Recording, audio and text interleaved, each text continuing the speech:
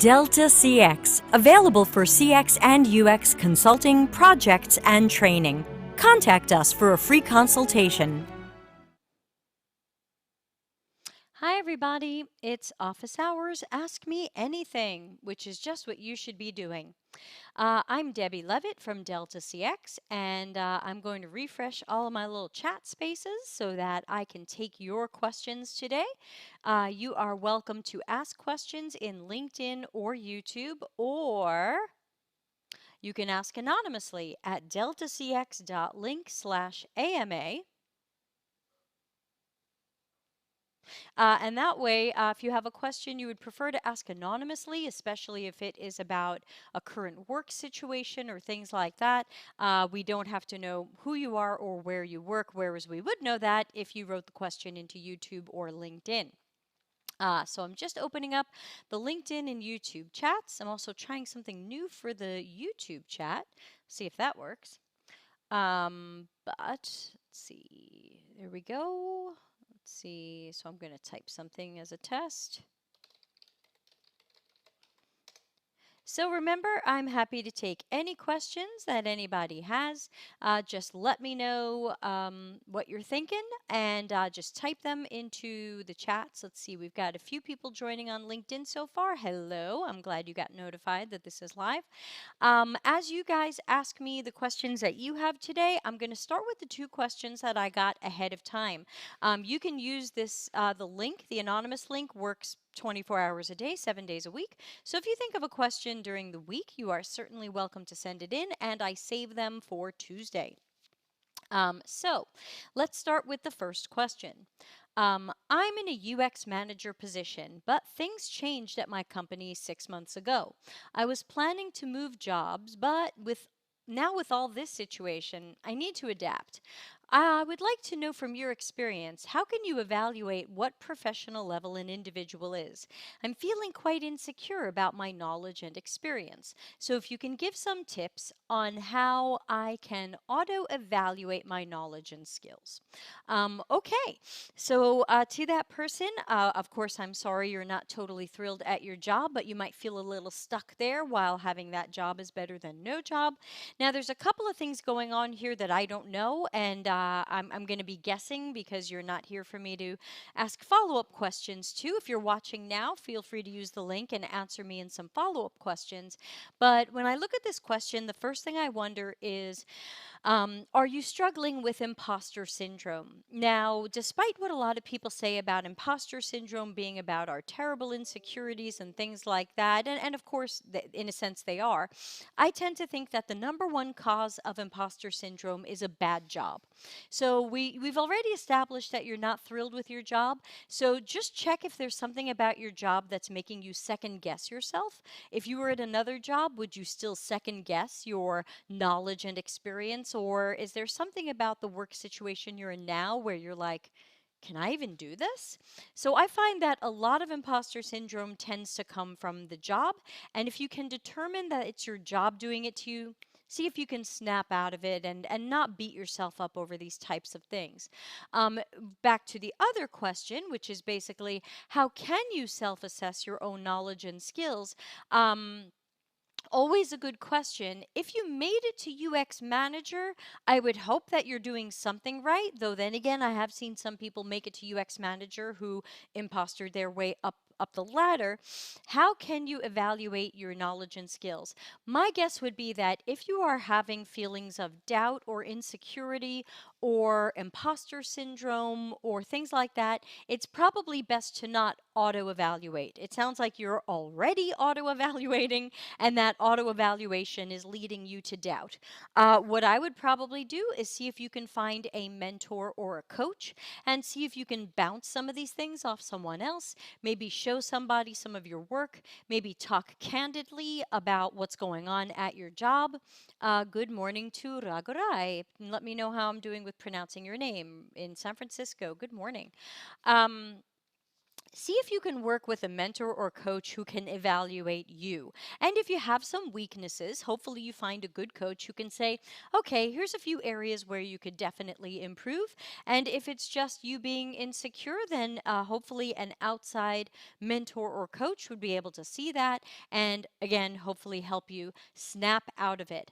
When it comes to me trying to evaluate what professional level an individual is at, if they are below manager, I would tend to look at their portfolio of work or have them talk me through some of their projects to see how they describe them, how they present them, and I would really get a feeling for junior, mid level, senior, lead, principal, something else.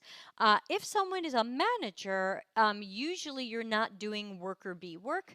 Usually your job is more strategic or more operational or both.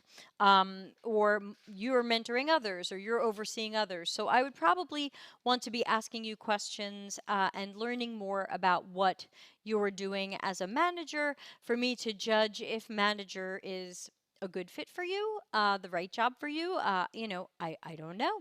So hopefully that answer helps or gives you some direction. Obviously, it's not a concrete answer of here's what I think of you. And I also don't think you can self evaluate because, again, I think your self evaluation is already going a little funky. So good luck with everything. Let me know if I can help any further. Everybody knows how to find me at deltacx.com. This is Office Hours. Ask me anything. Sorry if I seem a little low energy. I was just singing my butt off, and now my throat's a little like, oh no, now you're talking. But I am happy to take any questions or comments that you guys have. You can even ask a follow up question to someone else's question. Today I'm drinking peach lemonade, still no alcohol. So we won't be able to turn this one into a drinking game, or if you do, please consider not having alcohol. So I did get another question ahead of time that I'm going to work on next. But again, if you have any questions or comments, please do put them into the LinkedIn or YouTube chat. LinkedIn people, please remember that there's about a 2-minute delay between when I say something and when you hear it. So I promise if you type a question, I will see it eventually and I will answer it. YouTube people, we have a much smaller delay, so that's not as much of a problem. I love this next question. So here it comes. How should a UX researcher approach a project with a topic he or she has no personal knowledge or experience in? For example, the project is an educational app for children. The UX researcher has no children, hasn't interacted with children, doesn't like children. On the other hand, for the project owners, is it better if they hire a UX researcher with knowledge and experience with children? I love this question. Makes me want to tell a whole bunch of stories. So get ready, everybody. My answer to that is it's kind of yes to both. So let me answer the second question first, which is for a project owner or a company, is it better to hire a UX researcher with knowledge of children and experience? That's a yes and a no, a kind of it depends. So here's what I found. I did some training work at a company that is all geologists, and they work in oil and oil drilling. They told me they don't want to hire anybody who is not a geologist or who doesn't have significant scientific or geological knowledge or can't get it quickly. That would mean that you and I probably won't be UX designers there. I don't have a geology background. And for them, that was what I call the gate.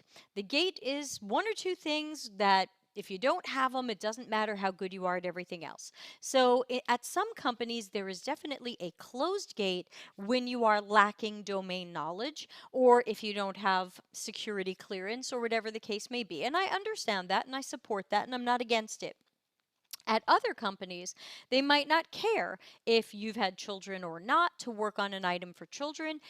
If you can show portfolio projects that you've worked on where maybe you didn't have, I can also call you Rai. Thank you, Rai.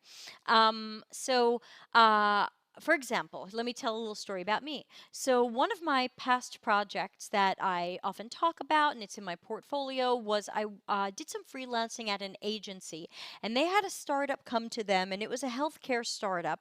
And the startup was hoping to sell sexual disease testing to Americans, but Americans who wanted to pay cash and not use their health insurance. Now, obviously, if you're in America and you're familiar with health insurance, you're thinking, Well, that's nobody. Who wants to pay cash for disease testing when they can get that for free through their insurance or through a free sexual disease testing clinic? So, what the company ended up doing was they ended up making up fake personas and claiming this was their target audience. And I apologize that they picked something almost offensive, but they decided who would pay cash for sexual disease testing? Promiscuous gay men, because they must be so embarrassed by their own lives that they're not going to go to a doctor to get tested. They don't even want to go to the free clinic. They're going to sneak off to a lab and pay cash. Obviously, this was bull of the highest order. But hypothetically, if that's who the client says that their target audience is, then that's who I'm building for, and that's who we're testing for, unless I can prove otherwise. And our agency was not in a position to prove otherwise. So that meant that I had to do a job with that as the target audience. I'm not gay. I'm not promiscuous. And I think people should get sexual disease testing and not pay cash for it. I believe you should use your insurance, use your national health care where you live, go to a free clinic. So I am the opposite of the target audience for this company, but I'm still very proud of the job that I did because I was able to take what they asked for and build something even better than the garbage that they asked for. So I would say that companies will some of them get UX and they understand that we don't have to have been the target audience to research, architect, design, and test for or with the target audience. And sometimes companies only imagine that you can make something for kids if you have kids. And then the third option would be sometimes a company says, get us somebody who hasn't interacted much with kids. They're going to have a really clean, clear perspective of this that won't be biased by any of their own experiences with children. So I think it can go different ways. Lee is here, so happy to always see Lee. She'll be joining us on our podcast May 20th, and she says, rule of thumb, think inclusive, not exclusive. Someone without subject matter expertise can lend new perspective, elevating the capabilities and functionality of a product. And yes, that's pretty much what I just said, but of course, we're about 2 minutes off in the LinkedIn world. But of course, I agree with her. And so I would say, don't worry if you're given a project that relates to children, where you have to build the app for children. And my only concern there is if you really strongly dislike children, you could accidentally have a bias against them, where you don't want to research with them, you don't want to test with them, you don't want to talk to them, you don't have a lot of patience for them. If that is the way you happen to feel about children, it may not be a good project for you only because you may not have a good patience and empathy for the users who sound like they're going to be children.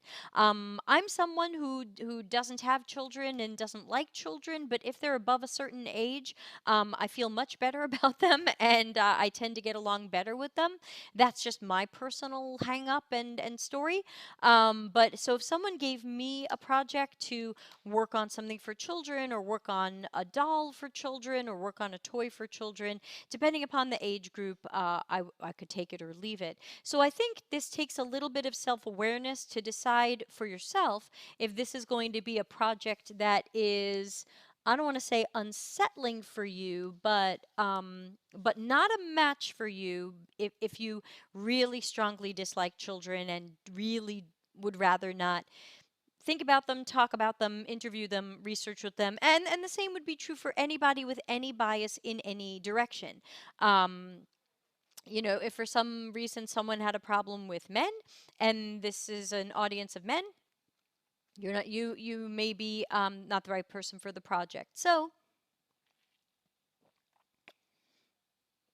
I think people can do this without knowledge. If you read my book, I interview a psychologist we have on the show all the time, Dr. Seth Finkel, and he talks about how when he was a practicing therapist and people talked about their children and he didn't have children yet, he thinks he was still a pretty good therapist. But after he had children and people talked about their children, he had a different perspective. So he says if you don't have children, you can still be a great therapist and child psychologist, but people with children are just going to have another perspective, and that perspective can be fantastic or that perspective can be biased, and it's really hard to say in generalities. Thank you for that. If you're here, ask me any questions. This is Ask Me Anything. Let's see if anybody has sent anything. Nope, nobody has sent anything. So no other questions just yet, but we do have one in LinkedIn. And Rai asks, can you give a brief introduction to my book? It's a little bit, let me write that down. Can I give a brief intro to my book? It's a little bit hard to give a brief introduction to my book because my book is very long and covers a lot of topics. Oh, good, Monica's here, and she says, I agree with Lee. Working in partnership with a good subject matter expert can overcome a lack of domain knowledge and be very productive. Yeah, sometimes it's about how fast can you get up to speed. I can learn a little about geology, but would it be enough? So, as for my book, Delta CX, which is available on Amazon, if you see a search result that says out of print, ignore that one. That's an Amazon mistake. Basically, my goal in writing the book was to create a model that everybody could get behind, to look at what is going wrong for UX as an industry, as a practice, as a department, as a team, as a job, and burn to the ground the things that are hurting us and working against us, to expose these things, to give you ammunition to fight against them at your job. And then the rest of the book is, of course, building up what we should be doing instead. I can't just burn something down and walk away. So I'm also building up what we should do instead. So I talk about different ways we can structure our teams and departments, how we can work with Agile, how we can be more lean. Let's see, some of the podcasts I'm doing on that have even fresher information than the book since I started with the stuff from the book and wrote even more. But the book is still a good resource. I talk about why traditional UX evangelism has hurt us. So I would say, in general, I'm looking at burning down and exposing the things that I believe are hurting our industry and practice and building up what we should be doing instead. You have to excuse me, I have spring allergies and I'm going to do a lot of sneezing. And then we have a question from Sarah. I'm going to be sneezing, people. Nothing I can do about it. Spring allergies where I am. Are you guys having spring allergies if you are north of the equator? Whew. Whew. Okay. Miss Sarah, who says she is seeking a job. So people get to know Sarah. I don't know Sarah, but we should get to know her. She says, how do you know if getting a master's in UX would be worth it? I currently am taking certificate classes through IDF, Interaction Design Foundation, first before deciding. I'm thinking of a master's in social design or UX, HCI, interactive media, etc. So great question. And actually, I'm going to be doing a podcast on Monday about this to go a little bit deeper. So I'll give you some answer now. Because Monday, I'm going to be talking about if you want to get into UX, what are your educational options and which ones do I recommend and which ones do I not? So we're going to spend a whole podcast on that on Monday. It'll be live around this time, and I'll be taking live questions. So come on back and see if your questions are answered. I can see on LinkedIn I am just now having an almost sneezing fit, so that's how much you are delayed. Sarah says, yes, allergies are knocking me out. Rai says, thank you. So there are master's programs are really hit and miss right now. I've seen some of them that ended up being highly academic and really didn't have a sense of how UX is done in business, in corporations, in the real world. I've seen some that graduated people who seemed really strong after they graduated, and I've seen some where when people graduated, they really didn't know what they were doing. Yeah, so Rai is saying, I did a master's in HCC, HCI. I would say it's only worth it if you get into a really good school. Rai, can we ask you which school you went to and if you feel it was really good? Some of the most talented people I've met have done the University of Washington program. I haven't looked at it in a few years, so I don't know if it's better, worse, whatever than it was.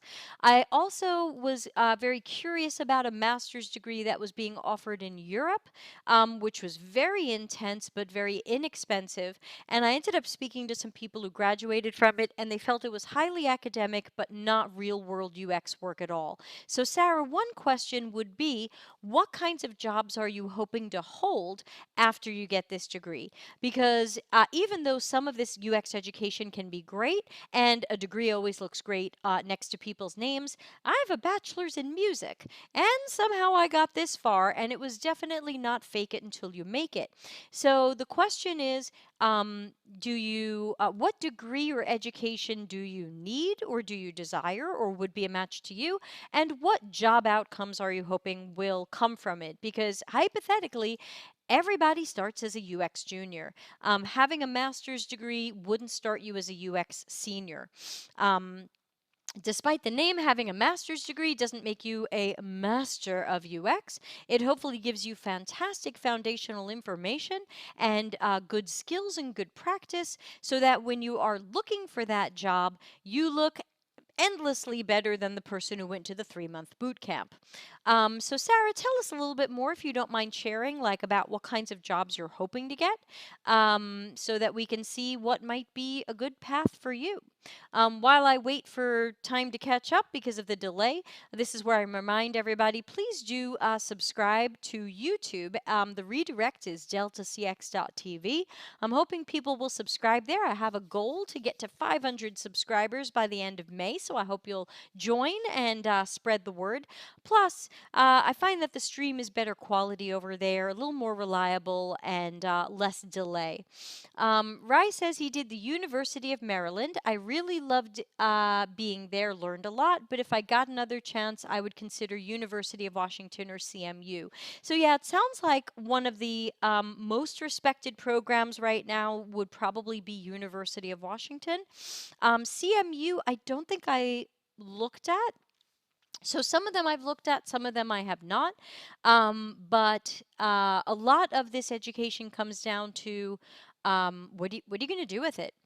Sometimes people are getting master's degrees or PhDs because eventually they want to be a professor. And you can't be a professor without having a master's or higher in your field of expertise. That's why I am not your friendly college professor. I have a degree in music. Um, Okay, so Sarah says, thank you both. Yes, thank you, Rai. I'm a junior level designer, previously worked as a digital designer, front end dev, but hoping to break into UX research, open to more web designer, front end dev jobs as well.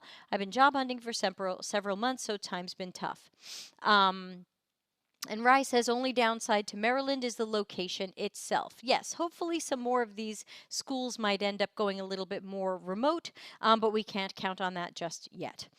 I think everybody still thinks they're all opening up next week.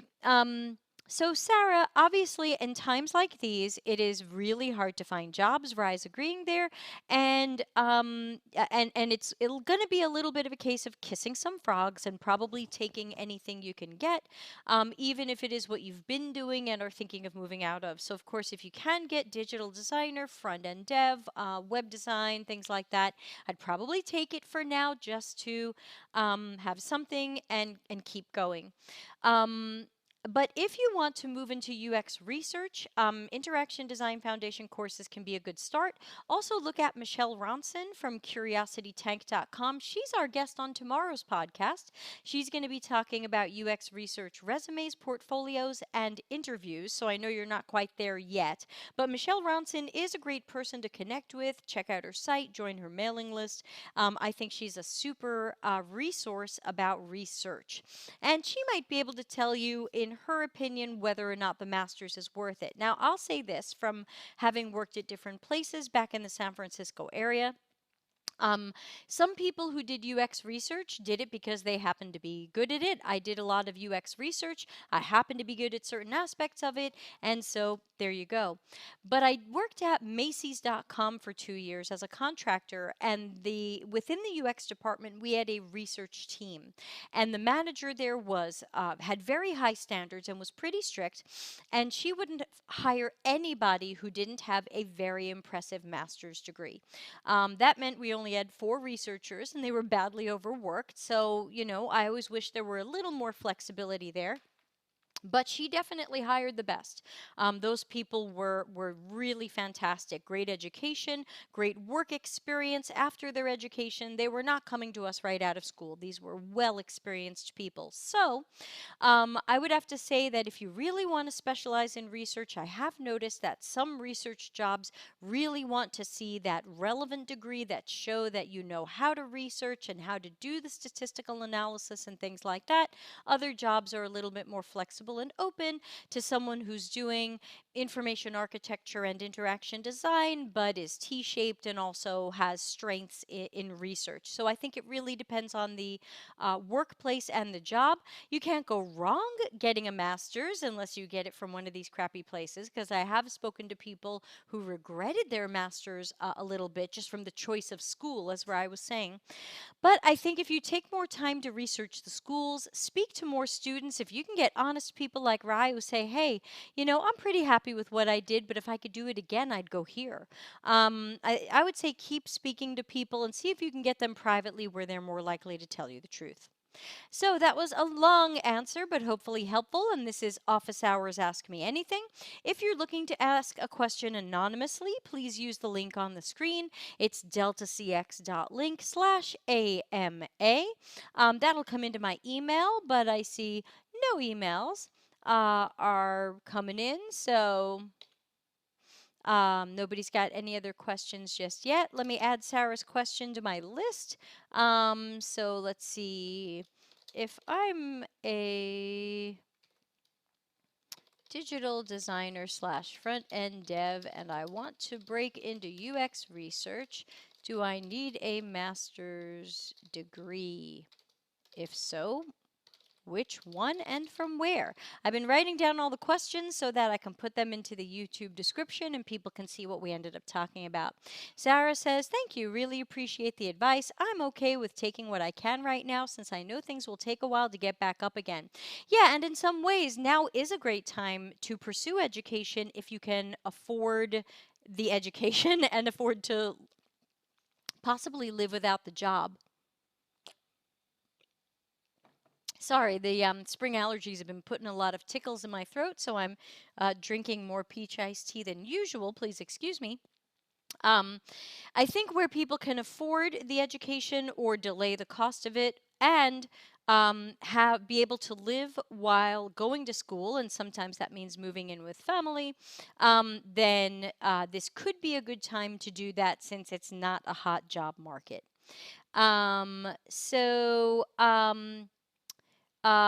Neha, hello. She says, hi, Debbie. Can you please tell me when to use Lean UX over traditional UX? Neha, you are one day late.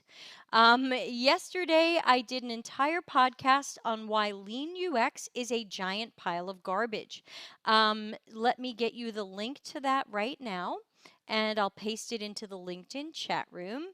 Sean says never. Good to see you, Sean. Sean, I don't know if you caught my podcast yesterday, but I did an entire hour on why Lean UX is garbage. Now, Lean, the original definition of Lean, it has good ideas, but Lean UX itself is terrible. Now, because I just did over an hour on this, I'm going to mostly end my answer there so I can get to other people's questions. But Neha, please know that I have an entire hour podcast that I did just last night on this exact topic.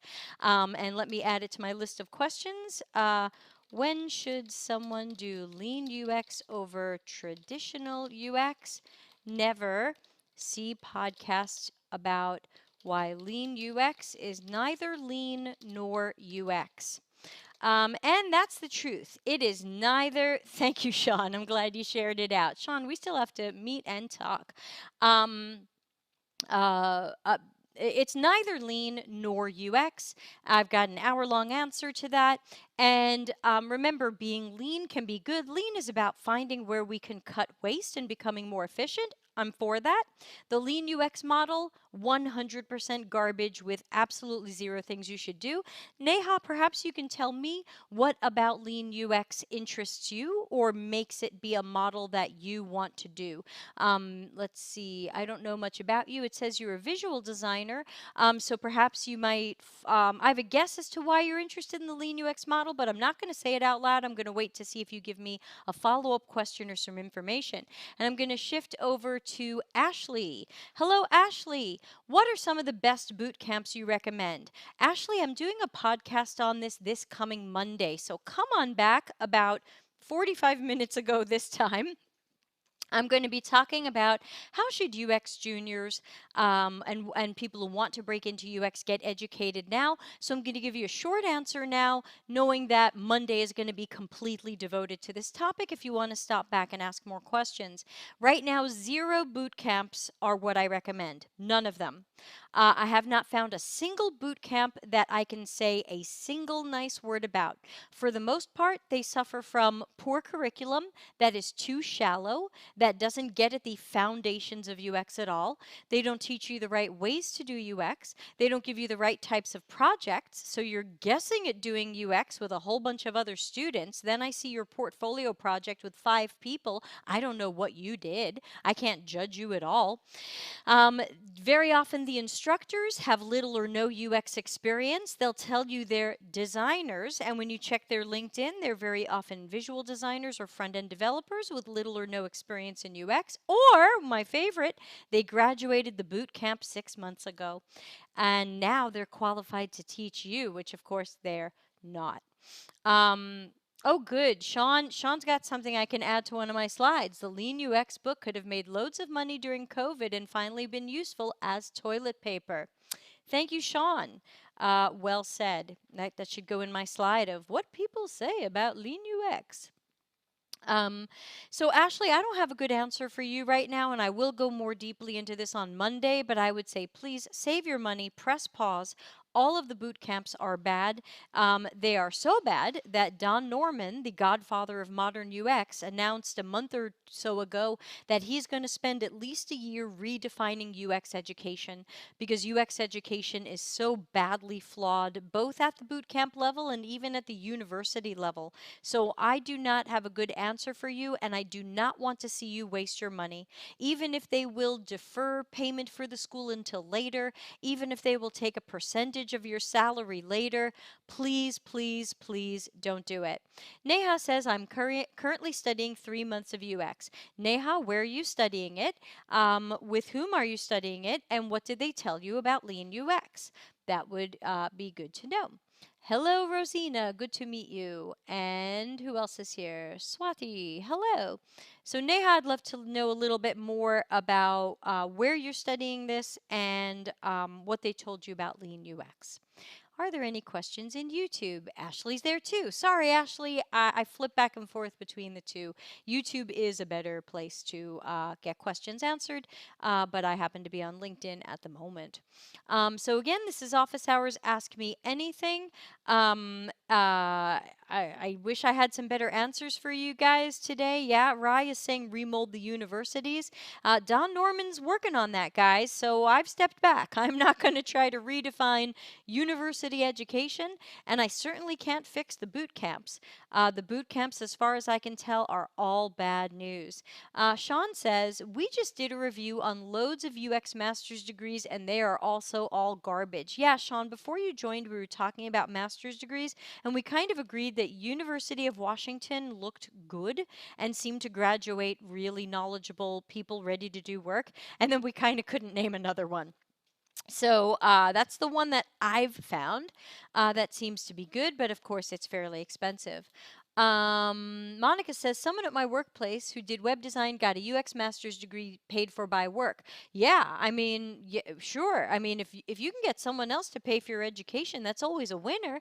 But I would still recommend you choose a good school, because getting a master's from again, what I was saying before you guys joined was that I've met people who got master's degrees in UX or HCI or some aspect of this, and were still not ready to do a junior job. They just not had not learned the right things. They hadn't learned them the right way. I reviewed some portfolios in January from people who were getting bachelor's degrees in UX at some well-known schools, and nearly all of those portfolios looked pretty bad. Um, Another interesting thing is that at many schools, a master's degree in UX and a bachelor's degree in UX are the same. I looked at a bunch of master's degree programs, and in many cases, day one of class number one is like, what is HCI? What is UX? And my thought is, that should be bachelor's degree stuff. That shouldn't be master's degree stuff. If you're trying to become a master of something, you're supposed to be going into it already knowing it. I can't imagine going into a master's degree in music and they're like, step one, let's talk about notes and scales and sheet music. I'd be like, I already did that. I did that when I got my bachelor's. So another funky thing about masters is many of them are bachelors in disguise, and because they claim they're targeting the career changer, they're actually beginner stuff. So that stinks. I'm still hoping Neha will tell us more about what she is studying and what she's learned about Lean UX. Hopefully, we haven't scared her off, because I'm not looking to put her in the spot. It's probably whoever's been teaching her has taught her incorrect stuff, which again is one of the many downsides to a 3-month UX course. 3-month UX courses, 6-month, 9-month, a lot of these tend to cut corners. And if you're looking to cut corners, look no further than Lean UX, because nothing will cut corners like that. Lean UX loves to skip research. It loves to get rid of specialists and experts.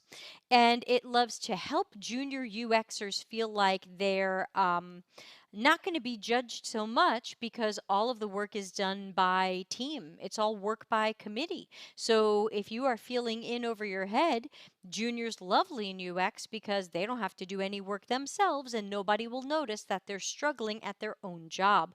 That's not a solution. That's not good for the product. It's not good for the culture. It's not good for the perception of UX as a practice. It's not good for our customers. This is all just wrong, but it's being sold to you probably as a shortcut, as a way to do good UX quickly. And it just doesn't work. Sarah's back. Do you think it's better to write a case study for portfolios like the ones you see on Medium or keep them briefer? Sarah, please watch my podcast episode 18 about the best UX portfolio I've ever seen. I think that can answer the question better than what I could repeat here. Oh, I have to write these down. Should we put case studies in our portfolio or keep things brief? Answer, see episode 18 from my podcasts about the best portfolio I've ever seen. And the reason why this is the best portfolio I've ever seen and something that you should check out is because he combines both. He found a way to have something that is a little bit briefer with some pictures and descriptions, and then give people ways to see more information if, like me, they're trying to judge the depth and quality of your work.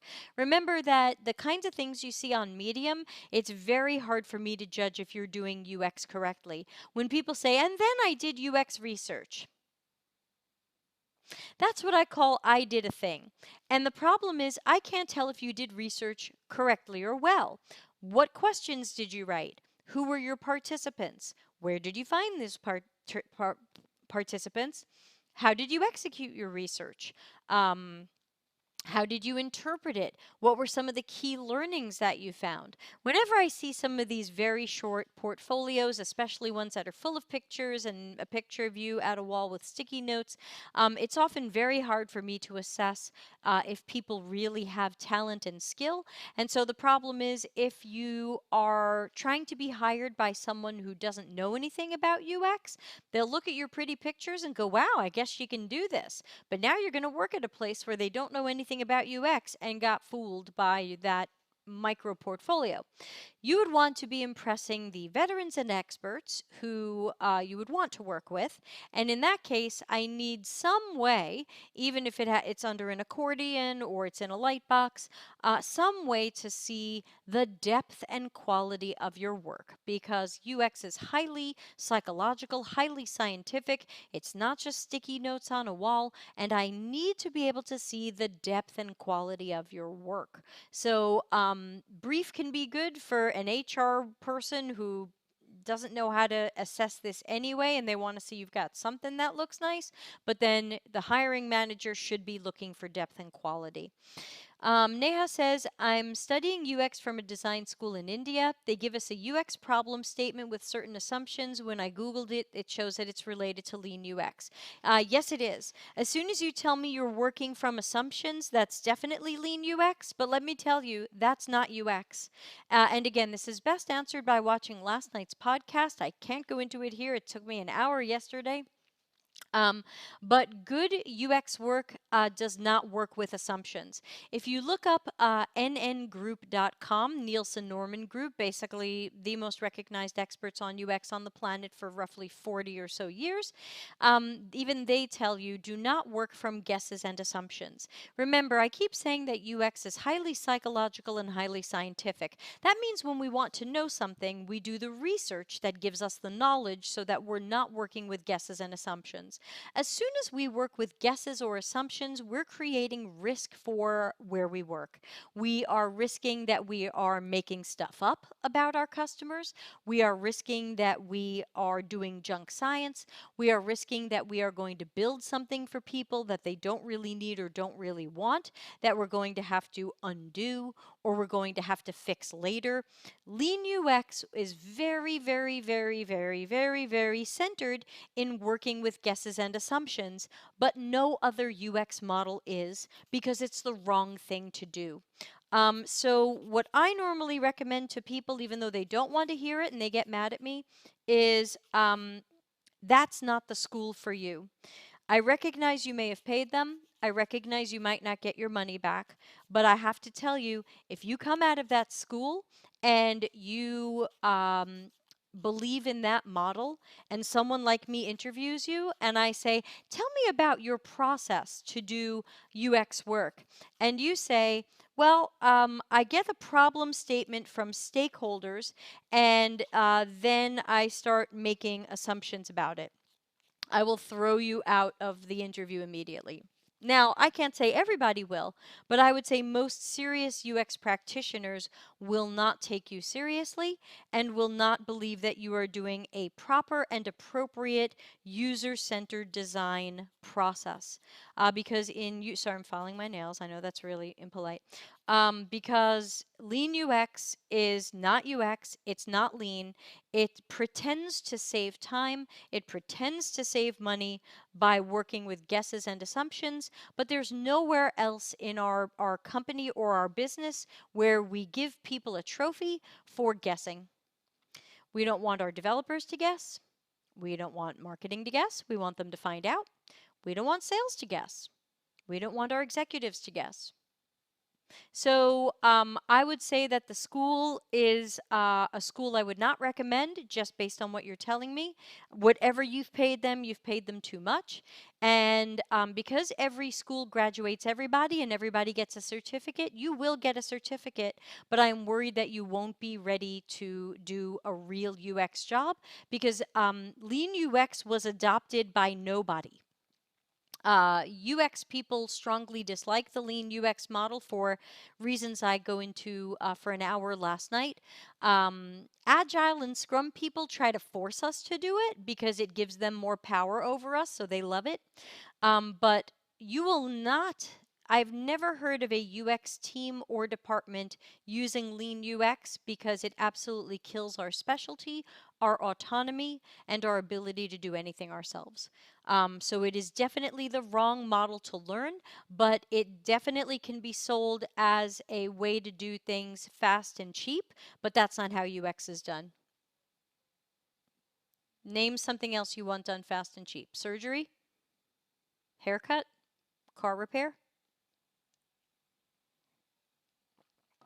UX is on the pile of things we want done right. So, this is office hours. Ask me anything, and I am taking questions, and I'm happy to take follow-up questions. You can even ask follow-up questions to each other's questions. But for those of you curious about Lean UX, please just watch episode 35 from my podcast. You can find my YouTube channel at deltacx.tv.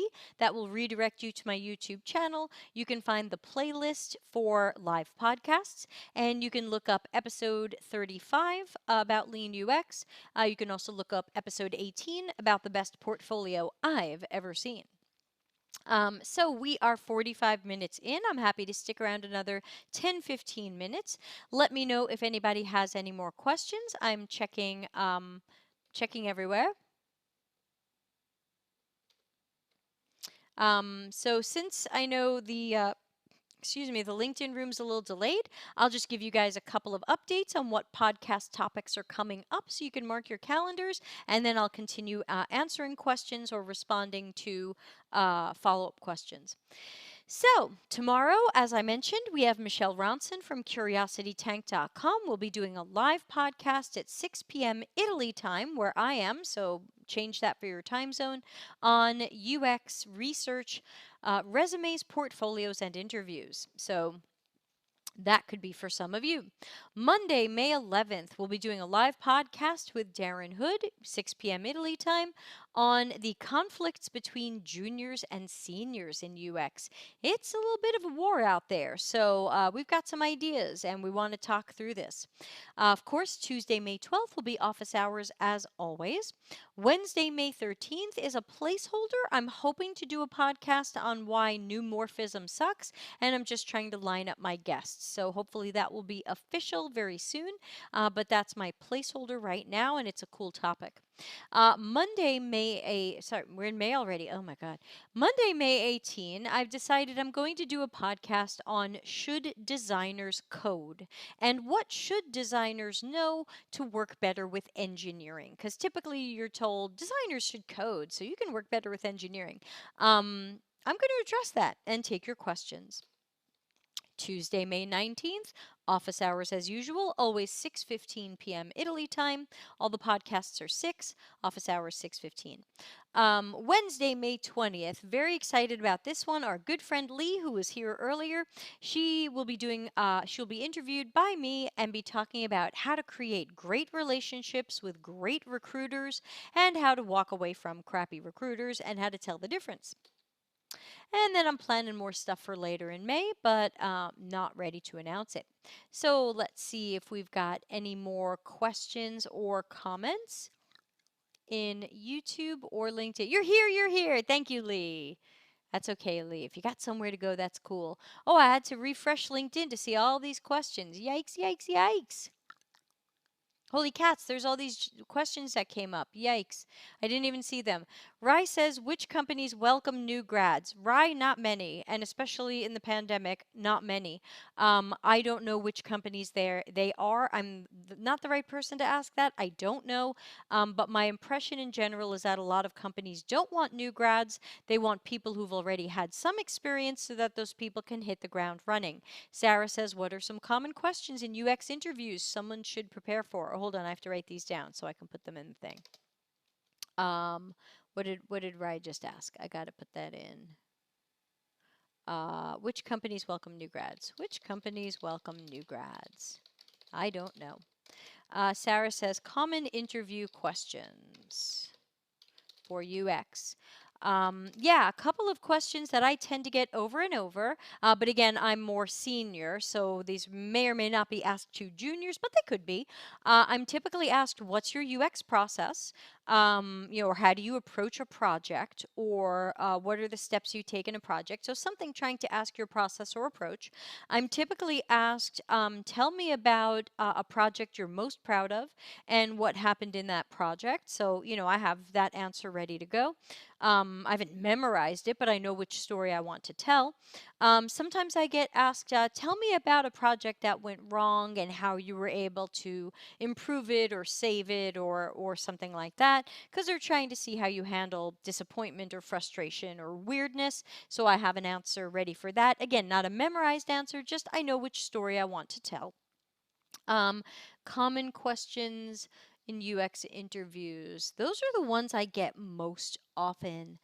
Um, Sometimes people really want to try to test your knowledge, and they'll try to ask you something really brainy, like, what do you think of evaluative research? And you're like, oh. So they're trying to test your knowledge of some of those things. Those could be asked, but I would say the first ones are the three questions I get the most in almost every interviews. Rai says every job opening wants 5+ years experience. Yeah, that's what I was just saying. I think I have an article on that. I have a CMS Wire article on why are there no junior jobs anymore. Neha says, thank you. I say thank you. I know I gave you some bad news, and I appreciate you taking it as intended, because I'm trying to help. I have no horse in the race. Sarah says, I have 3 years. It's hard to get a junior position. But Sarah, you've got 3 years in digital design and front end dev. So depending upon if you're going for a UX job, and I'm looking at your portfolio, will I see UX work at a 3 years level, or will I see other work at a 3 years level? So one thing I'll be talking about on Monday is reminding people that sometimes your previous experience doesn't directly translate. Just because you did 3 years of front end dev previously doesn't mean you're ready to be a UX mid-level.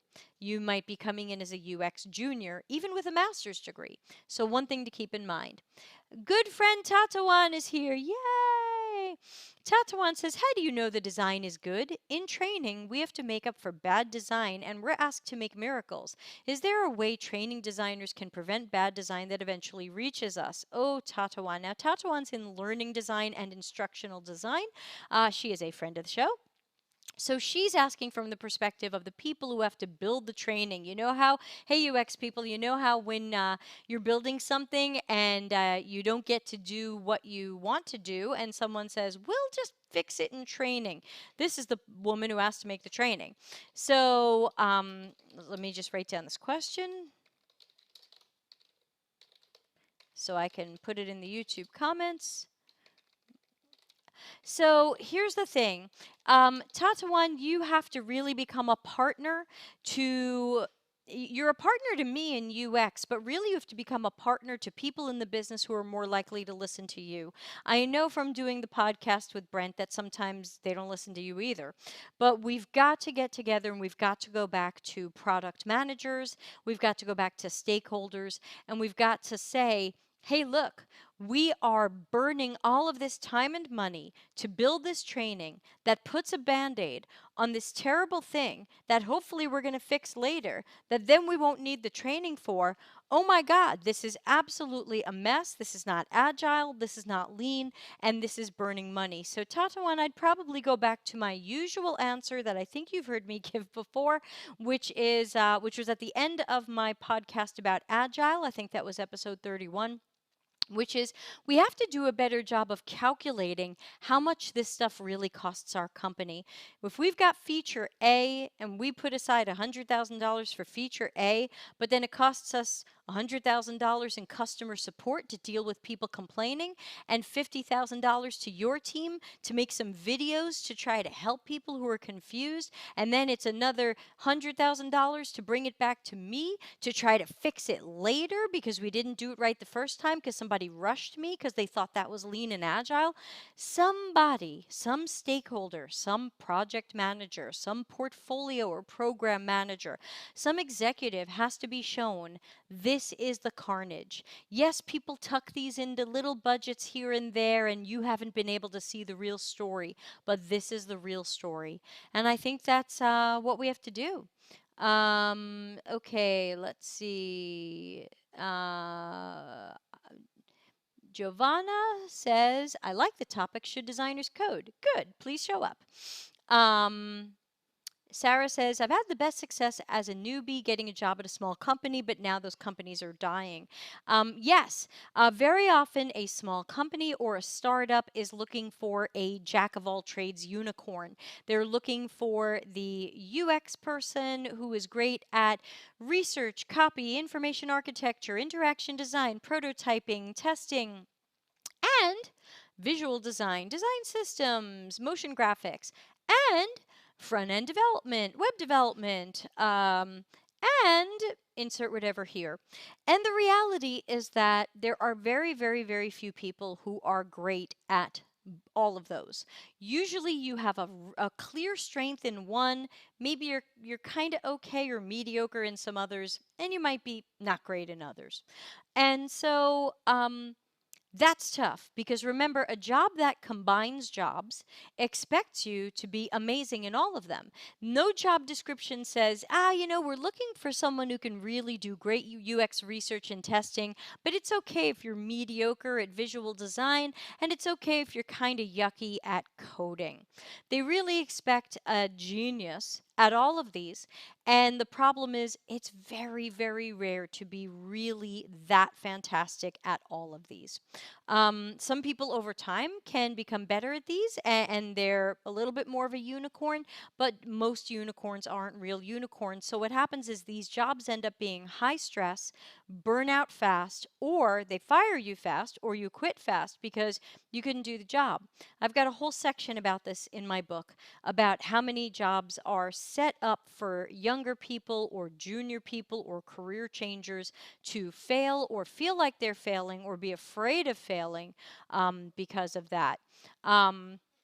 That's funny. So, meanwhile, over in YouTube, it's Oz versus Lee. Oz says, recruiters boo. Well, Oz right there is Lee, who's going to be talking about recruiters. Lee also says, have them contact their college career placement department. They often work with companies for grads and alumni. Oz says, given what you talk about, I would imagine a lot of UX questions in interviews will reveal that people don't know what UX is. Oz is right. Very often we get to these interviews, and remember, you're interviewing someone as much as they're interviewing you. If someone asks me a really stupid question, I really get an idea of what understanding there is about UX. So, one question I will get from time to time is how do you follow UX trends? Those of you who are UX mid-level and above will know that UX isn't very trendy. Visual design can be trendy. Now we like shadows. Now we don't like shadows. Now we like flat design. Now we don't like flat design. Now we're skeuomorphic. Now we're not skeuomorphic. Now we like whatever. Now we're not. But UX isn't really very trendy. So when people ask me about UX trends, I can tell that they just don't know that much about UX, or they're thinking visual design trends and they think UX is just art and visual design. So you can definitely tell a lot about a company from the questions they ask. Let's add that to the list.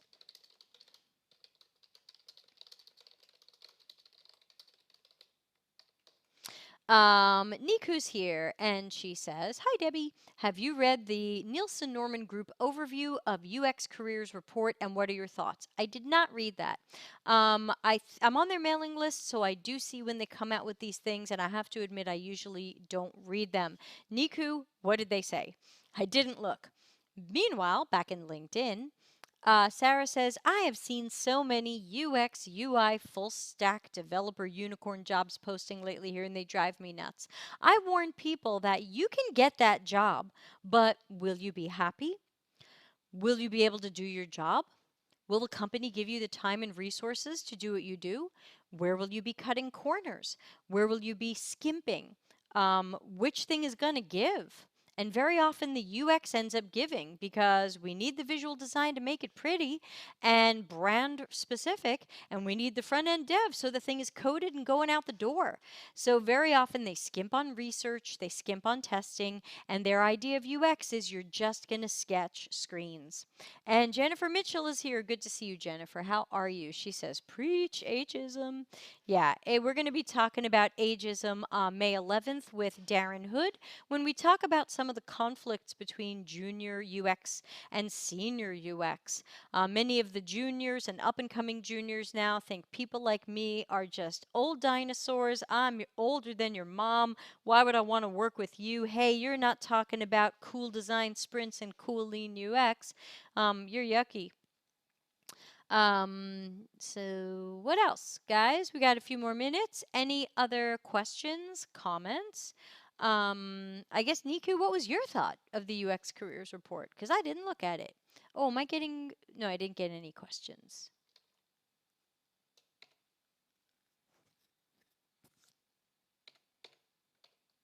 Okay, so remember, during the week, you guys, you can use this link to ask questions, deltacx.link/AMA. I always start my Ask Me Anythings with the questions I got during the week, as I did today, and then I take live questions that come in through LinkedIn and through YouTube. So you're always welcome to join me every Tuesday at 6:15 p.m. Italy time for our roughly hour-long adventure. Sean says trends are a substitute for evolution. Yeah, I think UX definitely evolves. We do try to come up with better methodologies. There are sometimes better tools. But I think if we were to look at some of the best UX work done with the most depth and quality, I would hope that it's not bizarrely different from what Don Norman and his students were doing in the early 90s, just with different technology and different tools, but hopefully with the same care and attention and passion for learning the user's tasks, needs, motivations, habits, and realities. Sarah says, where do you see, and Lee says, it's Lee. Everybody, it's Lee. Follow Lee. Sarah says, where do you see UX going after the pandemic? Let me write that down.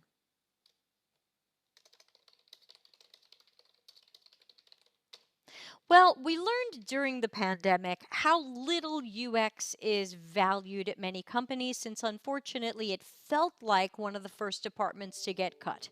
Um, a lot of UX people got laid off pretty fast, especially when companies started cutting projects. When companies decided, holy cats, we don't have cash for the next X months, we're going to have to stop our projects or pause our projects. I found that many companies were laying off most or all of their UX people, sometimes keeping one in case something comes up, and generally keeping some of the engineers because the engineers can build things and fix things and keep it all going. I think that right there definitely shows still a high misunderstanding for what UX can and should be doing. I believe strongly, and I've written an article on Medium about this, that now is the time to invest in UX, to do deep research into our customers, to learn their changing mindsets or if their mindsets are changing, to learn what they are likely to do after the pandemic, not what they dream of doing. I mean, what they dream of and what they will do may not be the same thing, and it takes really good researchers to figure out the difference between the two. So I think that now should be a time to invest in UX, but instead we're seeing UX getting cut. So what happens after the pandemic? I think people will hire UX again, but will they understand it any better? Will they appreciate it any better? I'm not sure. It really takes a lot more voices to push against the way UX was before. We have to push against Agile. We have to push against lean UX. We have to push against the methodologies that put baby in the corner. And we have to fight for our autonomy. That doesn't mean evangelism. Nobody wants to be evangelized to. It means finding ways to tie ourselves to metrics, ROI, and successes, and to do better jobs of proving to companies how much they're suffering when they skimp on us or hire the cheapest people they could find or combine our job with 6 other jobs, etc. Oz says trends and evolution are different. Of course, trends can be about the latest thing for engagement, but also annoying. I'm thinking about the endless scroll. That used to be derided as a shit stack because it's terrible organization, but it can keep people on a site mindlessly scrolling. Thank you, Oz. In that way, UX devolved. Of course, obviously, when you get people in a room and UX is circumvented, overruled, disregarded, not taken seriously, seen as the people who make screens pretty, then all kinds of stuff happens. And there might be times in which the endless scroll can make sense, but certainly in social media, the endless scroll is there for you to get lost in a haze of negative social posts like an old chain smoker at a slot machine. So not good, not for it. So Sarah, there's so many directions UX could go in after the pandemic. I am hoping that companies will start listening to In a Dreamy Dream World Me, Dr. Nick Fine, Darren Hood, Lee, who I like to say Lee Andrese, but I know that's not what she says. So there's so many voices out there that are calling for UX to have strength, to have a seat at the table, to have a chief executive officer with our own aspect of the organization, our own branch, rather than answering up to somebody else where we inevitably get lost or deprioritized. We have to get rid of aspects of Agile. Aspects of Agile are fantastic. Aspects of Agile put us in the corner and want to turn us into workshop facilitators and things like that. Lean UX is terrible, and it's currently built into things like Safe Agile and Scrum.org, which is why even if you didn't like Lean UX and you don't think you want to do Lean UX, you're semi-stuck doing it because it came to you through these software development methodologies. So it takes a lot more people to stand up to companies, to strategists, to strategies, to all of these levels and say, this didn't work before the pandemic. We were bleeding money. We were releasing garbage that we had to fix later. We had to hire more and more and more customer support people just to calm people down. And we created a lot of risk and we alienated a lot of customers. And it's time for us to be smarter. And this is how we be smarter. Now, there's many ways to be smarter. I wrote my Delta CX book to hopefully be the model for that transformation so people can say, Delta CX, this is what we're doing. So I kind of wrote my book to be the model for that transformation so people could say, we're doing Delta CX and throw away some of this other stuff. But even if you don't say that and you just make stuff better, that's fine by me too. Doesn't have to have my name on it. Niku says, something that stood out to me in the report was the type of education practitioners have if they don't have a UX degree. The most common was online courses and at 59%, and boot camps were low at 16%. And the most common reason for job satisfaction was loving the process and work and the impact of their work. What's been your main factor of job satisfaction? Probably that. Knowing that I made something better for somebody. I try to make internal processes better as well. So I try to make things better for the customers and internally at companies. Not every company is receptive. But I would say that even though many people right now have taken online courses or have gone to boot camps, that doesn't mean that they were ready for a junior job. So that may be a statistic that shows how many people took a certain path, but it doesn't say how many people got a job, and it doesn't say how many people did well at that job, and how many people felt in over their heads immediately, or how many people realized they had no idea what they were doing, or how many people realized, holy crap, the boot camp didn't get me ready for this.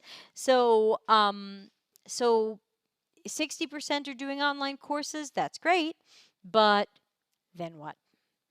So I'll be talking more about that on Monday when I talk about what types of education is available now, and what I think of them, and what I think people can and should do, especially this year, while boot camps look to be a bit of a mess, and even many degrees are a bit of a mess, and we're kind of all waiting for Don Norman to redefine education. I don't have any questions in the email. I don't see any other questions here. We're running a few minutes over today, so I think I'm going to wrap up. But thanks to everybody who joined. It was a great group today. Thanks so much for coming by and asking your questions, leaving your comments, joining in the discussion. Both on YouTube and on LinkedIn. Please subscribe on YouTube. DeltaCX.tv will dump you on my channel. Please feel free to watch the giant archive of office hours and of podcasts that I've done. The podcasts are all on specific topics, and my goal is to build up a free library of content for you on specific topics that will answer, as you can see, many of the questions that you have. So hopefully you will have time at some point to see some of these podcasts and have your questions answered in more depth. So thanks again to everybody. I'm going to wind down here. Quick comment from Sean on the last thing because LinkedIn's 2 minutes behind. He says, shows the level of UX maturity of the company you're in. If they lay off UX, they don't realize UX is the guardian of operational expenditure and innovative utility, making the company money and saving it costs. If they get rid of you, it's likely they think you color stuff in. So true, Sean. So true. You said it well. So on that note, I'm going to wrap up and tell my system it's time to wrap up. And again, thanks to everybody for joining, and I will catch you guys again soon. And with that, cheers. See you soon. See you tomorrow. Thanks for watching. Delta CX is available for consulting and projects related to CX and UX strategy, leadership, training, problem finding, problem solving, and innovation. Learn more at deltacx.com.